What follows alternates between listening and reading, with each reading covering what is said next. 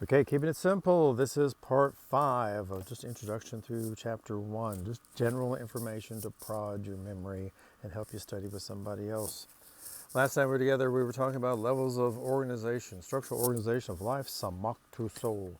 Today we're going to get down to the idea of metabolism. Real quickly here, metabolism refers to it is the sum total of the chemical reactions of life. It's all the chemistry of life, and you are a reflection of your metabolism. Metabolism can be broken down into catabolism and anabolism. In catabolism, you are breaking something down. In anabolism, you're building something up. So in catabolism, you take a large molecule, such as C6H12O6 glucose, you combine it with oxygen, you break it down into small molecules, such as CO2 and H2O. Uh, Digestion is a good example of catabolism. Cellular respiration here is a good example of catabolism. Anabolism is building structures up.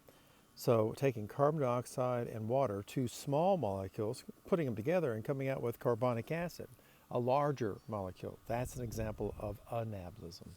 So when you build up molecules, that's anabolism. When you break them down, that's catabolism. You might remember that a catastrophe is when things are broken apart, and things such as anabolic steroids are supposed to build some things up. Let's talk about growth. Two general ways in which growth can be accomplished. You could accomplish growth by increasing the size of existing cells, or you could increase the number of existing cells.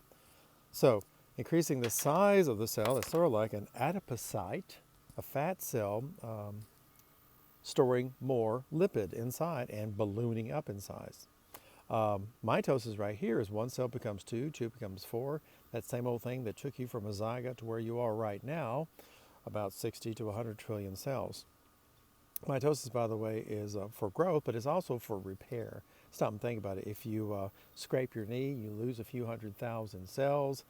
The cells around the edge, which survived through mitosis, can replace the missing cells.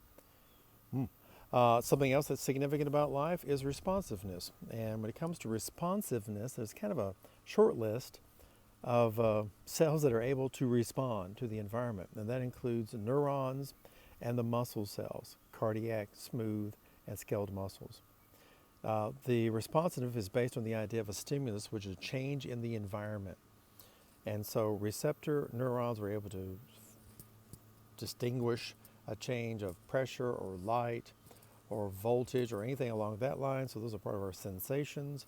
And these muscles are able to recognize when a neuron sends them a signal. They also respond to the environment, changes in calcium levels and such. Next thing right here is development. Well, development is not just increasing the number of cells, but changing the cells. So when you were a morula of about 16 to 32 cells, those cells were identical. They were the same kind of cells. However, when you go towards blastula and specifically gastrula, the cells began to differentiate.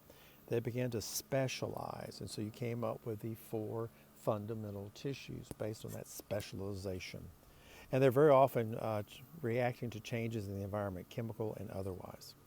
Something else we want you to remember real quick is the distinction between meiosis and mitosis.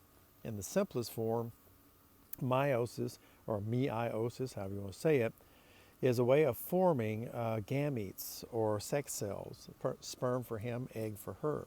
It starts off with an original cell. It has 2 sets of chromosomes inside, a complete set of information for a human. It undergoes 2 divisions, and in the process reduces the number of chromosomes per cell to half, down to just 1 set of chromosomes. Also, there's only a total of 4 cells created, potentially, from the one original cell. So meiosis only has 2 divisions, and it's very limited, and the end result is cells that cannot survive by themselves. They're only gametes. They're only useful if they combine with another gamete. Mitosis, however, whoa, this thing does everything. In mitosis, you replace existing cells, and on mitosis, you grow. So 1 cell becomes 2, 2 becomes 4, 4 becomes 16, 16 becomes 32, and it keeps on going to the trillions. The original cell has 2 complete sets of chromosomes, a complete set of information on how to make human, and each one of the new cells also has 2 complete sets of chromosomes. So therefore, each one of these cells is, practically speaking, the same, identical as the original cell. So this is great for growth. This is also great for repair, but it doesn't create any kind of variation inside. It's not made for making variation. It's made for producing those cells.